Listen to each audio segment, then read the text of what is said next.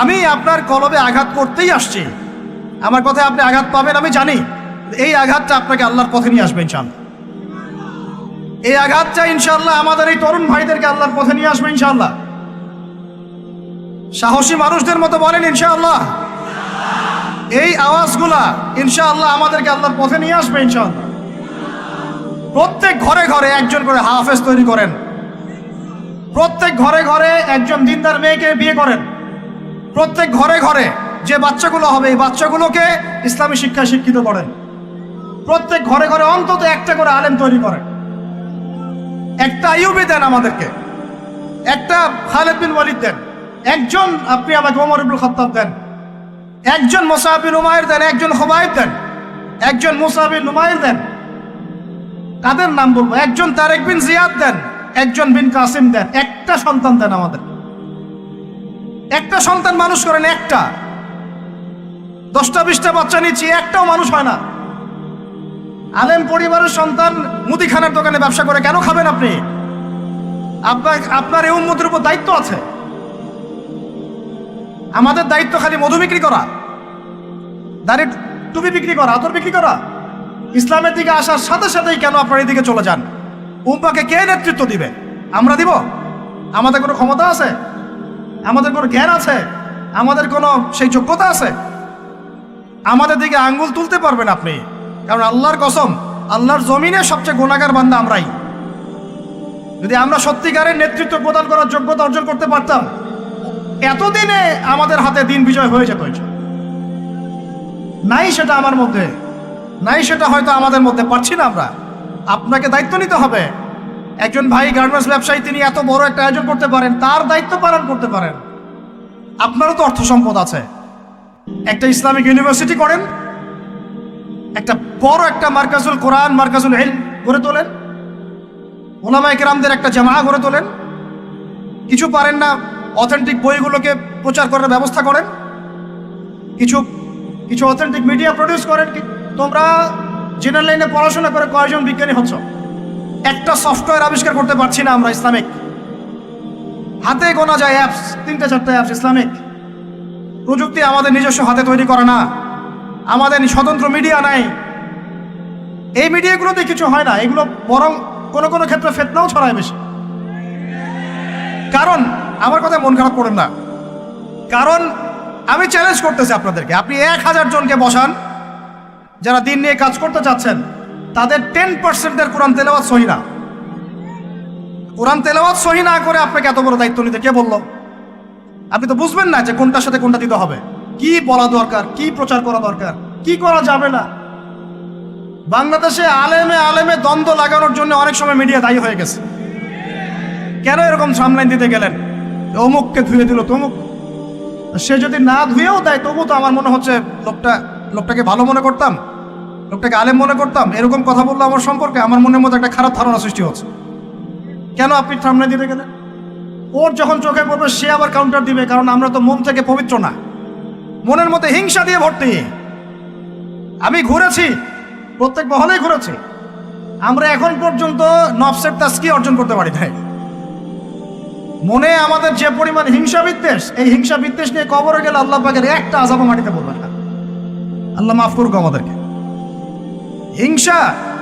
হিংসা নিয়ে যদি মানুষ পরকালে যায়, নেক আমলগুলা আগুনের মতো খেয়ে ফেলবে। নবী সাল্লাল্লাহু আলাইহি ওয়াসাল্লাম বলেছেন। আমরা এটাকে ফরজ করে নিয়েছি নিজেদের মধ্যে। ভাই, আপনারও তো যোগ্যতা আছে, আপনারও তো কিছু করার আছে। একটা অ্যাপস আবিষ্কার করেন, একটা বই লিখেন, একটা মাদ্রাসা করেন, একটা মসজিদ করেন, একটা ইসলামিক ইউনিভার্সিটি করে তোলেন, স্বতন্ত্র ইসলামিক মিডিয়া করে তোলেন। সবচেয়ে বড় কথা, কাজ যেগুলো হয় সেগুলো বিক্ষিপ্ত হয়ে যায়। এগুলো কোনো একটা সূত্রে গাঁথা না। এখানে একটা মাহফিল, ওখানে একটা, ওখানে একটা, ওখানে একটা, এখানে একটা মাদ্রাসা, ওখানে একটা, ওখানে একটা, এখানে একটা। 4 জন 4 ভাবে চিন্তা করেন, 4 জন 4 ভাবে চলেন। এখানে একটা সংগঠন ইসলামিক, ওখানে একটা, এখানে আর একটা, ওখানে একটা। একটা ওয়ান উম্মাহ জামাআ নাই বাংলাদেশ। তো আপনারা বলেন না আমাকে, এই উম্মাহকে কিভাবে আমরা বিজয় নিয়ে যাব? আমাকে আপনারা বলেন, ছোটখাটো প্রশ্ন করা বাদ দিয়ে আপনারা আমাকে উত্তর দেন, কিভাবে আপনি এই দুনিয়াতে আল্লাহ পাকের দ্বীন ইসলাম কায়েম করবেন? পথ পদ্ধতি কি আপনার কাছে? কি পথ পদ্ধতি? কিভাবে শুরু করবেন? তারপরে কি? তারপর কি? তারপর কি? তারপর কি? গন্তব্য কোথায়? এখন আমি বলি আপনাদেরকে গন্তব্য কোথায়? আমাদের গন্তব্য জেরুজালেম। গন্তব্য কোথায়?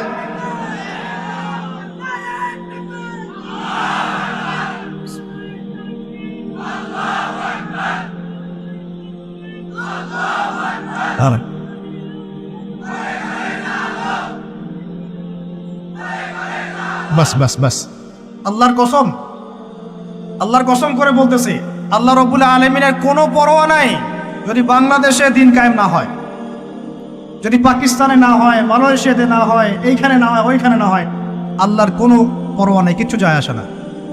কারণ আখিরুজ্জামান স্টাডি করলে আপনি পাবেন যে অবশ্যই অবশ্যই নবী ঈসা ইবনে মারইয়াম এই পৃথিবীতে আবার আসছেন ইনশাআল্লাহ, এবং তিনি আসার আগেই মুসলিমদের মধ্যে একজন ত্রাণকর্তা আসবেন।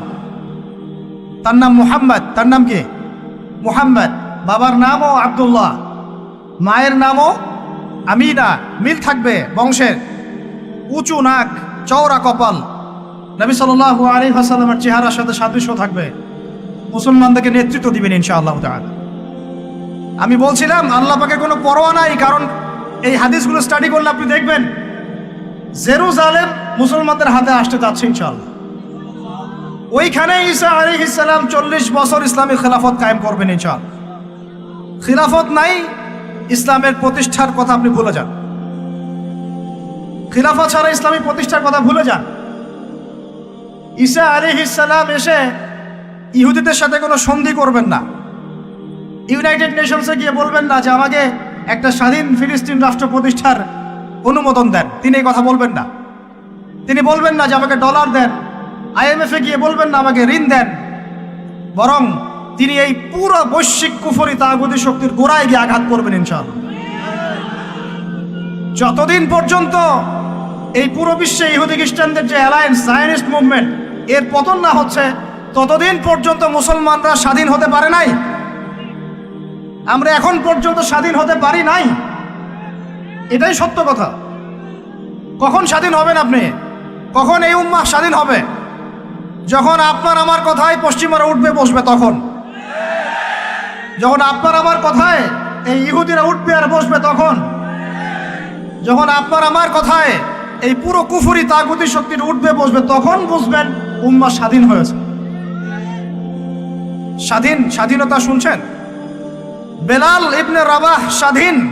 যখন তাকে পিটানো হচ্ছে, শেকল দিয়ে বেঁধে শেষরায় টানা হচ্ছে, বেলাল ইবনে রাবাহ সেদিন স্বাধীন ছিলেন, কারণ তিনি আল্লাহ ছাড়া কারো দাসত্ব করেন না। আবু জাহেলের নির্মম নির্যাতন, উমাইয়া বিন খালাফের নির্মম নির্যাতন বেলাল ইবনে রাবাহকে পরাধীন করতে পারে নাই। বেলাল স্বাধীন আঘাতের মধ্যে। সুমাইয়া স্বাধীন। সুমাইয়ার নাম শুনেছেন? আমাদের বোনরা তার নামই জানে। ওরা জানে কি প্রোডাক্ট আসলো বাজারে, কোন পার্লারে গেলে কি পাওয়া যায়, কোথায় গেলে কি হয়, কোন মার্কেটে গেলে কি পাবো। মার্কেট ভর্তি মহিলা দিয়ে, ভর্তি মহিলা দিয়ে। গার্মেন্টসও তো ভর্তি মহিলা দিয়ে। পর্দা কতটুকু মেনটেন হয় সেটাও ভাবতে হবে।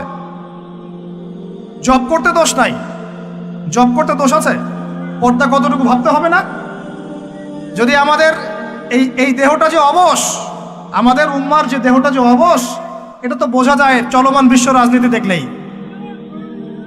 বিশ্বের যে কোনো জায়গায় মুসলিমরা আঘাত পাচ্ছে, মার খাচ্ছে, নির্যাতিত হচ্ছে। দোয়াও তো মুখ দিয়ে বেরো হয় না। তাদের স্মরণে একদিন কেউ রোজা রেখে একটু দোয়াও করে না, নামাজে একটু দোয়াও করে না, দুইটা কথাও বলে না, কোনো মানববন্ধনও নাই, কোনো প্রতিবাদও নাই, কিছুই নাই। মানে পুরো দেহটাই প্যারালাইজড, শেষ,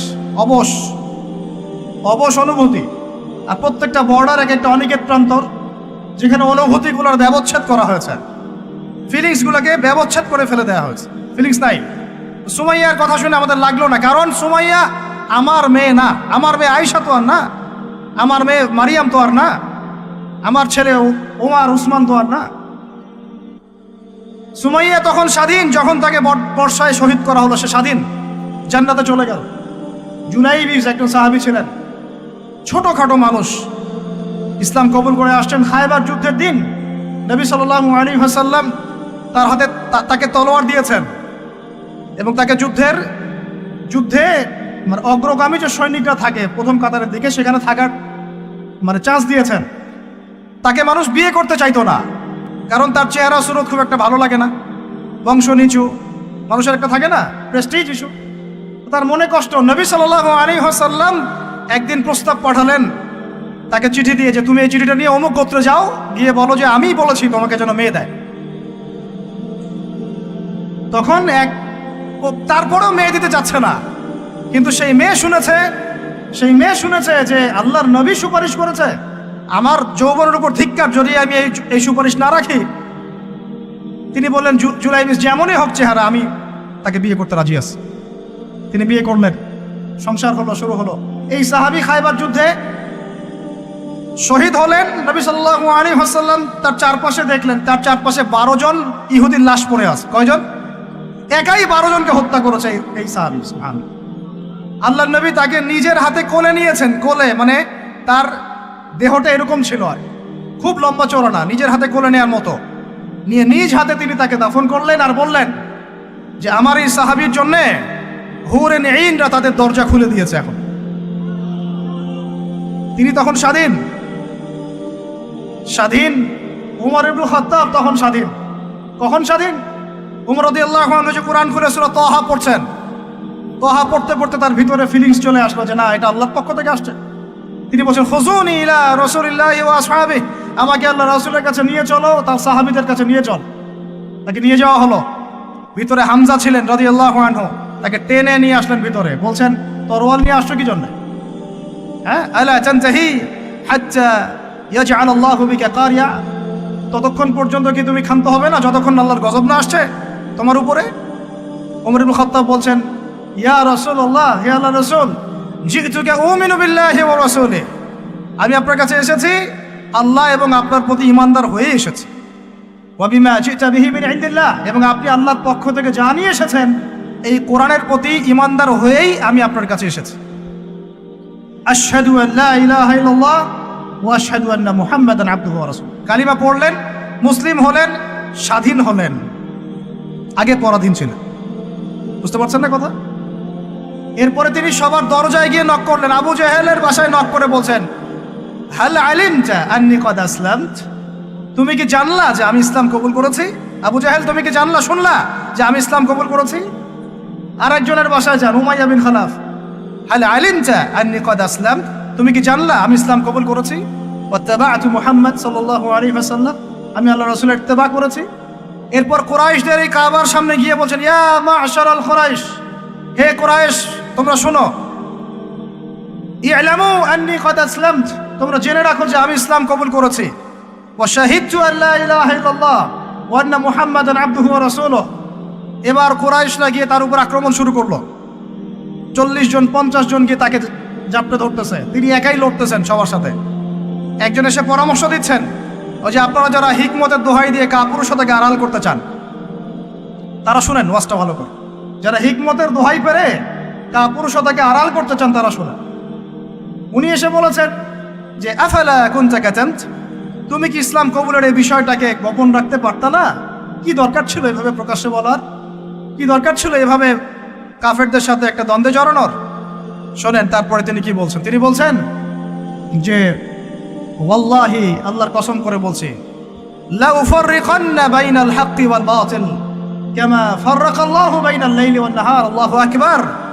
তিনি বলছেন আল্লাহর কসম করে বলছি, আমি রাত এবং দিন আল্লাহ পাক যেভাবে আলাদা করে দেন এই রকম করে আমি সত্য আর মিথ্যা আলাদা করে দেব ইনশাআল্লাহ।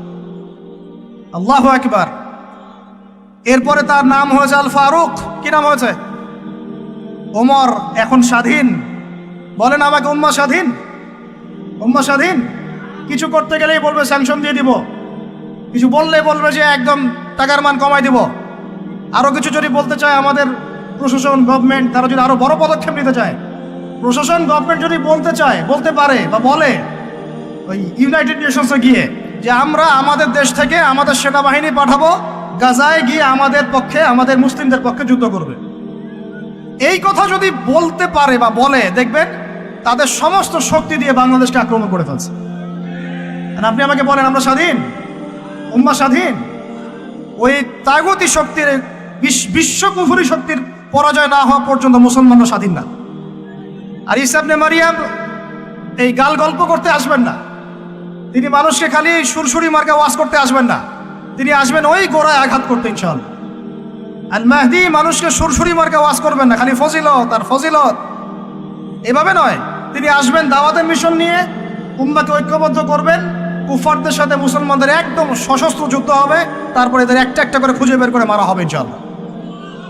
আল্লাহর কসম করে বলতেছি, আমাদের একটা মুসলিম ভাইয়ের রক্ত বৃথা যাবে না, একজন শিশুর রক্ত বৃথা যাবে না ইনশাআল্লাহ। একজন বোনের ইজ্জতের মূল্য ওদেরকে দিতে হবে ইনশাআল্লাহ। এই যে বিগত 1.5 মাসে তোমরা 19,600 জনকে হত্যা করেছো, একটা একটা করে হিসাব আমরা নিব ইনশাআল্লাহ। 1914 সাল থেকে 2023 পর্যন্ত প্রায় 3.5 লক্ষ মানুষকে হত্যা করা হয়েছে, এর হিসেব ওরা দিবে ইনশাআল্লাহ। এর হিসেব আমরা নিব ইনশাআল্লাহ। আমরা ছাড়বো না ইনশাআল্লাহ। এই ফিলিস্তিন আমরা ছাড়বো না, এই জেরুজালেমও ছাড়বো না। আর মনে রাখেন, আমাদের এখানে কি হবে তারপরও আল্লাহ পাক করবেন না। আল্লাহ পাক জানেন কোন জায়গা থেকে দিন কায়েম করতে হবে। ঈসা ইবনে মারিয়াম 40 বছর ওই তাখত থেকে, ওই সিংহাসন থেকে পুরো বিশ্বটাকে শাসন করবে ইনশাআল্লাহ তাআলা। আপনারা আঞ্চলিক রাজনীতি নিয়ে পড়ে আছেন, থাকেন, আমি বিশ্ব রাজনীতি নিয়ে কথা বলছি। আঞ্চলিক পলিটিক্স নিয়ে আমার কোনো আগ্রহ নাই, কারণ আমি জানি এই পুরো সাবকন্টিনেন্ট শাসন করবে ঈসা আলাইহিস সালাম। যদি আমরা তার পক্ষের লোক হয়ে যাই, তাহলে আমরা ইজ্জত সম্মান পাবো ইনশাআল্লাহ। আর যদি আমরা তার বিপক্ষে চলে যাই, দেখবেন জিল্লতি আর জিল্লতি নেমে আসবে, আল্লাহ মাফ করে। এখন শোনেন, ইবনুল খাত্তাব স্বাধীন এইখানে, হামজা রাদিয়াল্লাহু আনহু স্বীকার করে আসছেন। যুবক ভাই, আপনি শুনেন, এই যে ওমরের কথা বললাম, এরকম একটা ছেলে আমাকে দিতে পারবেন ঘর থেকে, প্রত্যেকটা ঘর থেকে পারবেন? সাহস আছে খালি বলবে যে আমি রাত দিন যেমন আল্লাহ আলাদা করে দেন, আমি সত্য মিথ্যা আলাদা করে দেবো ইনশাআল্লাহ। পারবে? তোমরা টিকটক চালাচ্ছ, পাবজি খেলতেছো, ফ্রি ফায়ার খেলতেছো, মেয়ে নিয়ে পড়ে আসো, তোমরা কিভাবে উম্মাকে নেতৃত্ব দিবা? নামাজ পড়তেছো না, সাপ্তাহিক সম তো রাখো না মনে হয়, আল্লাহ ভালো জানেন। দান সাদাকা কতটুকু করো আল্লাহ ভালো জানেন। কুরআন তেলাওয়াত করতে শিখতেছো না, কোনো আলেমের সহবতে যাও না। ইউটিউব, অনলাইন, ফেসবুক, ব্যাস, that's all. YouTube, online, Facebook হচ্ছে একটা ফিতনার জগৎ। আপনি বলতে পারেন যে আমার লেকচারও তো যায়, অনেক বড় বড় আলেমদের লেকচারও যায়, সব মেনে নিয়েই বলছে এটা ফিতনার জগৎ। সব মেনে নিলাম, আপনার কথা মেনে নিয়েই বলতেছে ফিতনার জগৎ। কারণ এর কন্ট্রোলও কুফর শক্তির হাতে, এর কন্ট্রোলও তাগুতি শক্তির হাতে। আপনি এটা নিয়ন্ত্রণ করেন না, এই প্রযুক্তি আপনি তৈরি করেন নাই। আমরা আলাদা করে কোনো মুসলিম কমিউনিটি, সোসাইটিও বিল্ড আপ করতে পারিনি অনলাইনে, পেরেছি? আমাদের কোনো স্বতন্ত্র সামাজিক যোগাযোগ মাধ্যম আছে বলেন? ওমর ইবনুল খাত্তাবের মতো একজন স্বাধীন মানুষ দেন।